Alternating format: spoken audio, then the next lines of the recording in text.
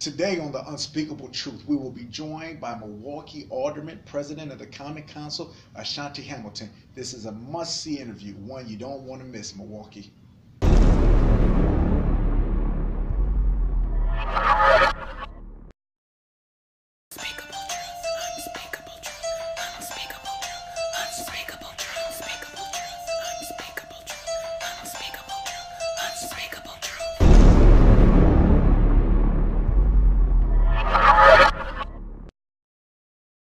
Welcome to the Unspeakable Truth.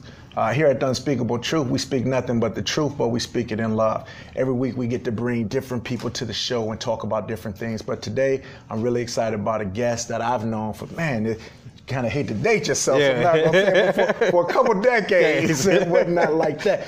President Ashanti Hamilton, man, thanks for coming on. Absolutely. Appreciate you. Absolutely. You.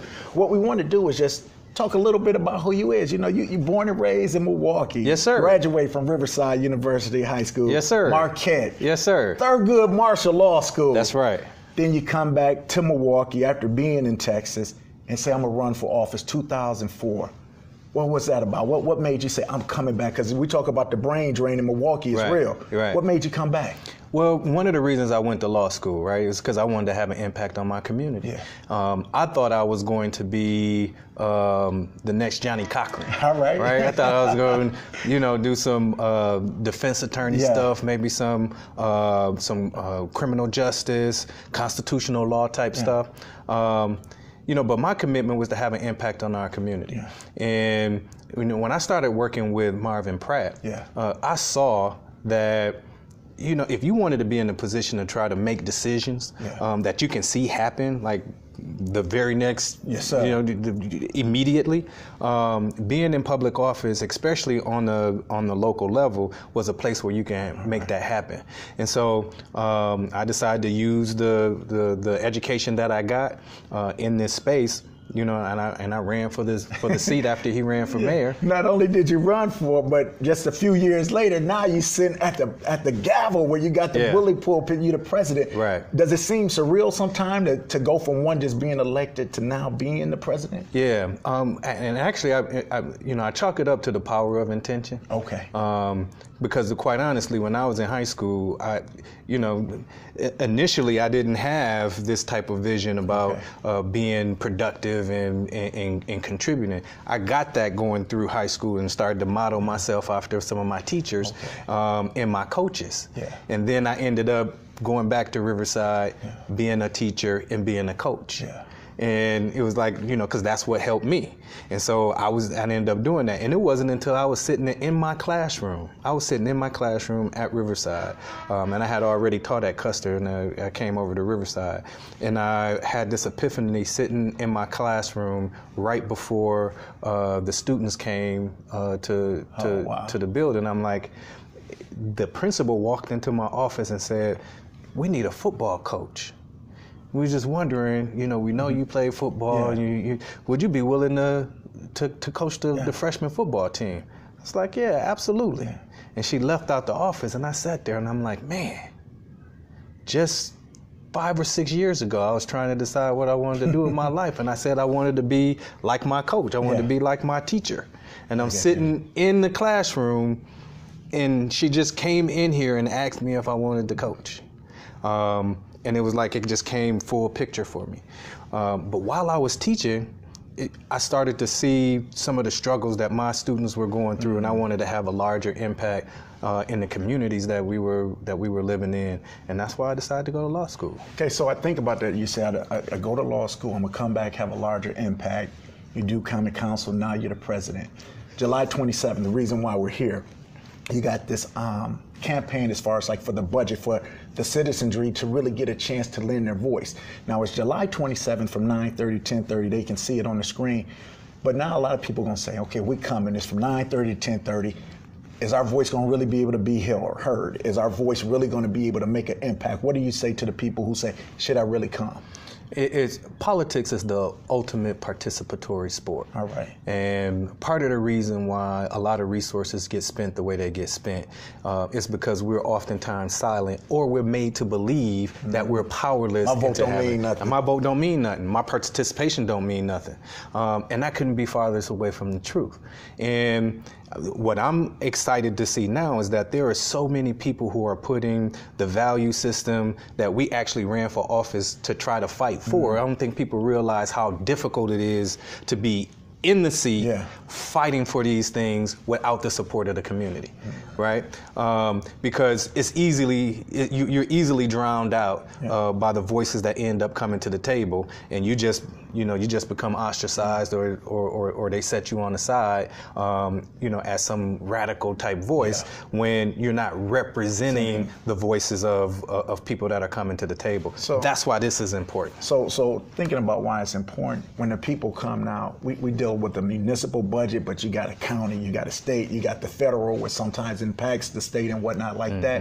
What can they hope to learn, or what can they hope to possibly shape? Because you got so much with the expenditures and revenues. They say, well, how do we touch this? How do we really lend our voice to say where we want this to go, or where from not to come from? Yeah. Well, the first thing is to be informed, right? Because you got to recognize that all levels of government are working together to have an impact on the community. Hopefully. Well, they're supposed to. Yeah. They're supposed to. And mainly they're supposed to because it's the same people that you're dealing with, right? The city of Milwaukee is represented on every level of government, and it's the same people. So to not have like a policy. So you got Senator Taylor there, you got Senator Johnson, Evan Goki, Zelensky. So you got a lot of people represented from the state, from the representatives, and from the aldermanic district. And so now everybody should be singing from the same hymnal. Right? And there's no expectation that you're expecting your alderman to solve your governor's issue, right? Or you're expecting your state senator to solve your county supervisor's, responsibility. You got everybody there so people can see what the responsibilities are. And let's get out of this notion. We've been made to believe that that our communities are poor. Right? Like we don't have resources to address the issues that's facing us. Can you imagine going to South America, or going to Asia in some countries, or going to some African countries and saying you poor? Right? You don't have the resources to fund your schools. You don't have the resources to. I mean, it's a ridiculous proposition when you think about the wealthiest nation on earth not being able to do some of the basic responsibilities for its citizenry. And so I think it's important for us to be in the same room talking about these issues, because at some point you got to be able to respond to the needs of the people. So now most of the times people go, they get educated, they say, well, it's too complicated for me. I'm looking at the budget and it's complicated to me. It may be for you because you've been in it, but just as a lay person who's out, how does a person who come there say, I don't know about these levies, I don't know about these taxes, I just know that it ain't working for my people right here, either whether it's with jobs, underemployment, unemployment, or the way that my city looks or whatnot like that. What can they hope to get from that and to help? One thing I'll just say from the top is presence counts. Right? Just being present and involved counts. Without having the knowledge about how everything is operating, because it's parts of the budget that's fixed. It's because you're paying people's contracts. The vast majority of the budget that we're dealing with is salary and is wages and benefits. So if you're gonna have an impact on moving some of that stuff, you got to let jobs go. So that's the big one, because whenever we think about the budget, the first thing people say is police. That's a big arm of the budget. So what do you say to them? Because if you don't have the police, now the city's in a different state. But if the police maybe aren't policing the way that you hope them to in all aspects, it becomes one of those kind of conundrums. Right, because people. So this is the one of the reasons why I ran for office, right? Well, hold on. We're going to stop right there. We're going to come to a commercial. And when we come back, Brother Ashanti going to tell you, President Ashanti Hamilton is going to tell you why he ran for office, but also to answer those questions. So make sure you stay tuned and come right back to the Unspeakable Truth. Welcome to the Milwaukee Common Council Facebook page. One of the things that we want to encourage with this page is the ability to have information accessible to you. I'm Ashanti Hamilton, President of the Common Council. I am one of your 15 council members who work tirelessly on your behalf here at City Hall in our historic chamber. Let's try to get connected once again to the time when people used to fill these galleries and listen to the arguments that took place in this city. As your legislative body, the council works to pass laws to empower. We live in a democracy. Assist. Figuring out how to start a business. And protect our residents. If you don't have public safety in your neighborhood. On this Facebook page, you'll find out about new ordinances, events, and initiatives aimed to better our community. This page demonstrates our commitment to you, to transparency, and to offer a way for you to connect with us.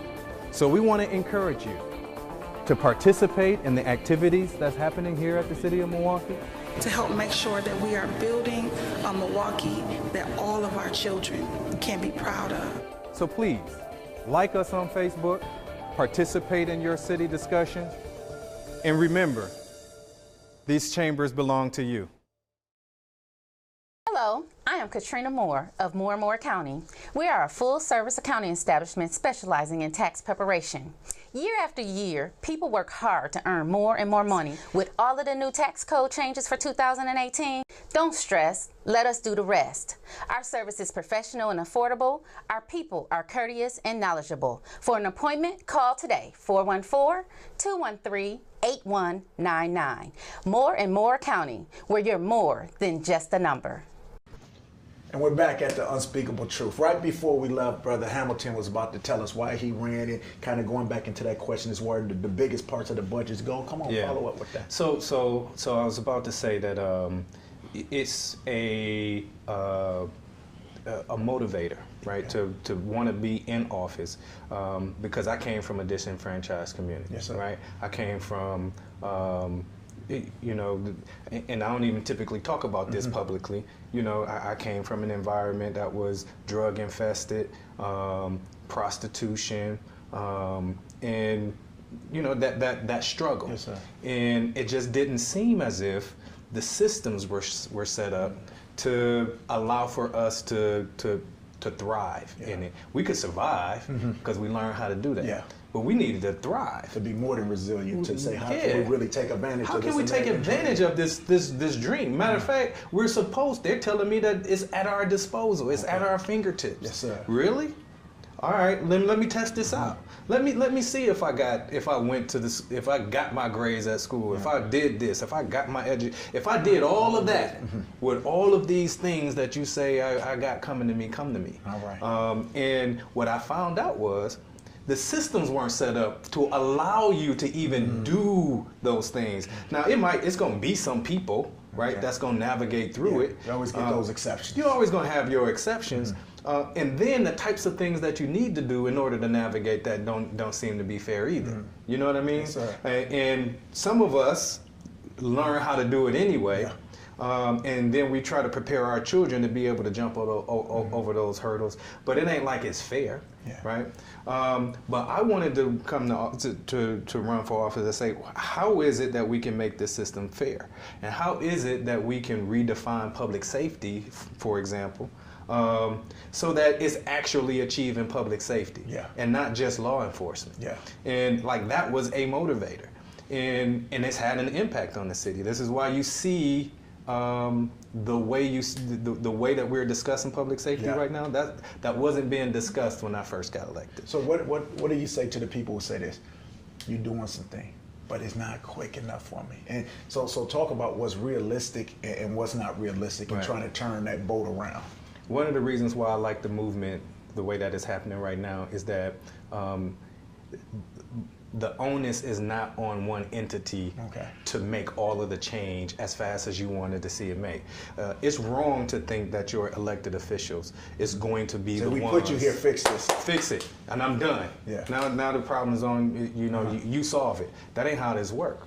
Right, and then to expect for it to happen at the pace that you expect for it to happen, or that you even have all the power and authority to do it. Now, some people relish in that position. they'll like to pretend like they can do it and put up the show and then not achieve it. But see, I think that's what frustrates people, is because sometimes, like especially during campaign, you hear people make these, and we're hearing it with the presidential, but I think it goes down, these grandiose promises, and then not as much follow through. And sometimes it's not because they don't want to, they just recognize it's a system that I couldn't get through like I thought. So. Right. But that's where the maturity of the electorate comes. That's where the maturity of the community comes, right? And then to recognize that you're dealing with systems, not just a political system. You're dealing with an economic system. There's leaders in the economic realm that can have an impact on the pace and change in institutional racism in our society. There's an educational system, right? From before birth to the time you die, there's a whole infrastructure. Right, cradle to the grave. There's a system that's there, and there's leadership within that system. There's an activist community leadership in community. That there's leadership that's there, and that they have a role and responsibility. There's a spiritual, religious, institution with systems, with leadership in it. That can have an impact on the way that things operate and how it moves.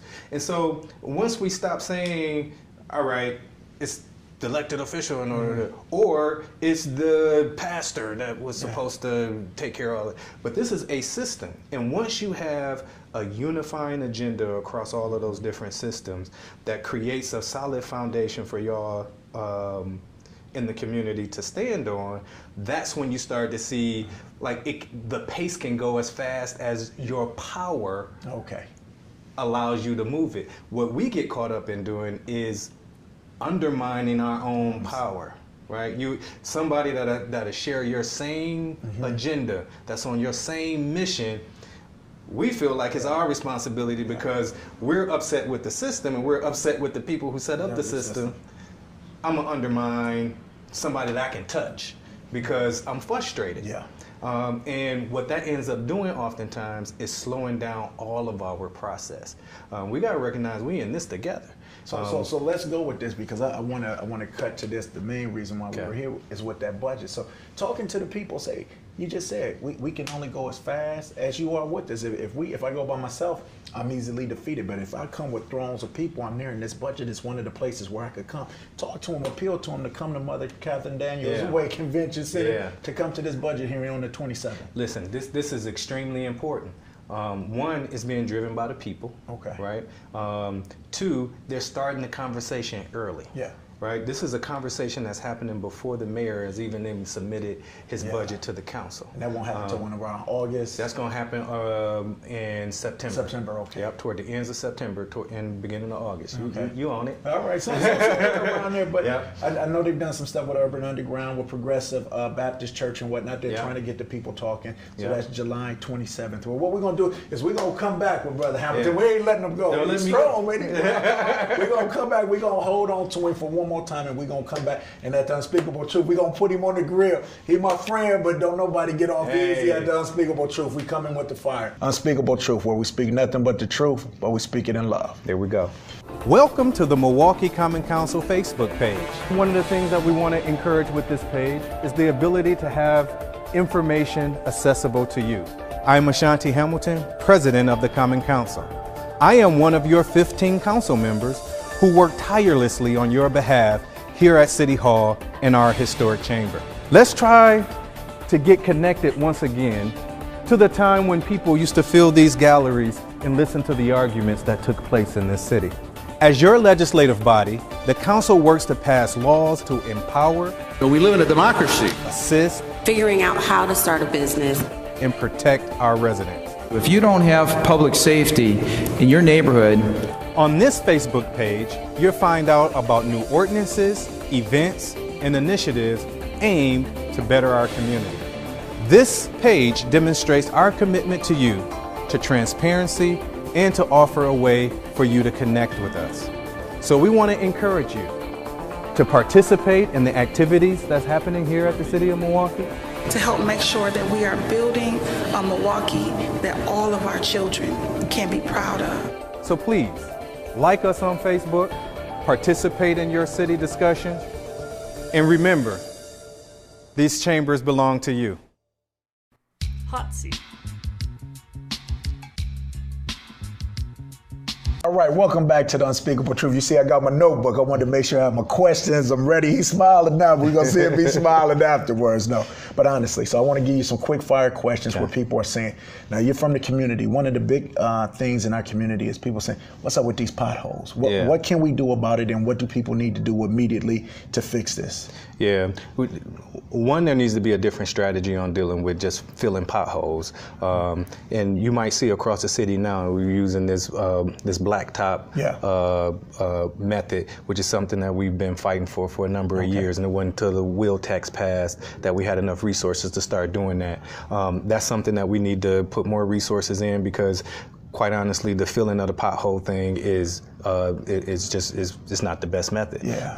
So you already can see the change in the strategy. So hopefully that push from the council will continue throughout the city. Yeah, because we're gonna keep pushing. We're gonna keep, and we should. But it is important to note that the vast majority of the resources for doing streets comes from the state and federal government. So that's one of them budget things. That's one of them budget things. It rolls down to us, but if we don't get it from them, then that's when you see a lot of the shortchanging on these methods. One of the reasons why I think they're stuck in this pothole situation, and I'm just speaking on behalf of the administration from their explanation to me, is because of the lack of resources from the state. So hopefully that'll change. So now this is the big one. In 2001, Madison had issues with their lead laterals. They started to change. Now, granted, they only had about 8,000, so not the amount that we had.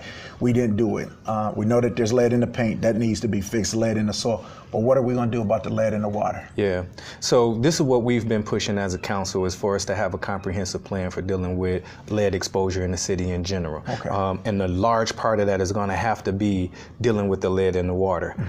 We've been pushing for the replacement of lead laterals, and that's a $1 billion proposition. And so we've increased resources from the mayor's budget to actually do that. And we have a proposal to try to expand on a sales tax to bring resources in so we can expedite the replacement cycle. Another thing the state has undermined, because some dollars was trying to get funneled through that way. Exactly. And so, but the last thing though with that is, one, just to make sure that people are educated about how to protect themselves. This is still 100% preventable if you got the knowledge to protect yourself, right? If you get the filter, even in places where you have lead laterals where it's a problem, if you have the appropriate filter, you can protect yourself from it still. So some things we can do until we get to that point. Until we do the replacement, right? And so in the areas where we have the highest level of lead lateral elevated blood levels in children, we're trying to have the strategy of bringing in immediate support from community-based organizations in the city to try to address the issue. So one of the biggest issues with being a leader is sometimes the very people you helping are the people who sometimes throw bullets at you. Now on social media, I see a whole lot of different things. And one that specifically came up with one with Brother King Rick of the original Black Panthers. And I talked to him personally. I said, man, I don't know what's going on with y'all. I like both of y'all. We got to get this straight. But how do you deal with hearing comments like, these are Barrett's Negroes, that these people ain't for the community, they done sold us out? How do you deal with that? What's your comment for that? I don't pay it too much attention. It's disappointing, especially when I know I've worked with them and given advice and tried to advance the types of things that they've been trying to do. But I know that it's not true, so I don't really take it personal, and I keep it moving. And I would tell you this, you would be hard pressed, right? Talking about Barrett's Negroes, you would be hard pressed to find any black man in this city that's in the elected office that's given that mayor as hard a time as I am, right? Ask this council, right, whether or not we are lockstep in with. Matter of fact, that's what the complaint is with the downtown community, is that we're giving them too much of a hard time. We advocating too much for our own community. We had I saw you pushing back with the police and fire commission, even for the selection of the chief. Selection of the chief. We selected our own health commissioner at one point because he wasn't moving fast enough. We rejecting all kind of fire and police commissioners that don't have the love of our community in their heart. You know what I mean? It's like you can't demonstrate that you can be fair. We're not accepting these people. You ain't never seen that from a council. Not on this level. Well, no, how you became the president was pretty gay, so I won't go into that. But I like what you did with that. You ain't seen this, so I ain't taking that personal. We running our thing. So let me talk about something that is personal because it deals with finances. Not too long ago, all the person from the New Night, Ashanti Lewis, said, hey, we need a pay raise. We haven't had a raise in 10 years. It was rejected by some people saying, hey, you make probably almost double what the average citizen in Milwaukee does. But Shantia said, hey, listen, in other places comparable to this, they make more. And if you really want people that's going to be in these positions and have the brain power to do it, they need to be compensated properly. What's your feeling on that? Yeah, I mean, I across the board feel like you need to pay people for the skill and talent that they bring to the table, and if you want to underpay people, that's what you're going to get when it comes to skill level. But we're seeing that across the board, not even just with elected officials. We're seeing it in every level of, in all departments in the city. We're losing nurses, we're losing engineers, we're losing inspectors, because there's an unwillingness. We've been telling ourselves that we can do more with less, that we don't have to pay people their worth. So where do you stand on, like, with the new minimum wage? You hear things like push for 15 and whatnot like that. What's your ideal as far as that, since you take it away from the council to the average person? Yeah. So this is the deal with that. You cannot have a person work a full-time job and live in poverty. Yes, sir. Right? There's just something inherently unfair about having a person that's willing to get up every day, they're willing to go to a job, they're willing to try to improve 40 hours a week and give you that much of their life. And they still live in poverty. They still can't afford a decent place to live, and they can't, put food on the table for their kids. It's actually more advantageous for them to be on public assistance than it is to work a full-time job. There's something wrong in our society where that becomes, just the state of things. And we've bought into this ideology that that's okay because you need to use your skill, or you need to get more education, or you need to do something else, or work two jobs in order to advance yourself. That's not how people do it in other countries. There's a value for my time, and there's a value. Now, there needs to be a certain level of competition of being able to advance yourself. It can be competitive. It can be competitive, but you have to have a baseline of fairness, right? Where there's a quality of life that that you are able to achieve for yourself and your family if you're willing to put in the time to do it. So question. I tricked you. Got one left. It's a yes or no question. Can you run this city? I am running this city. That's the unspeakable truth. I can't say anything. President of Common Council Ashanti Hamilton is telling you nothing but the truth. I'm your host, Quaker Atrophy, where we speak nothing but the truth, but we speak it in love.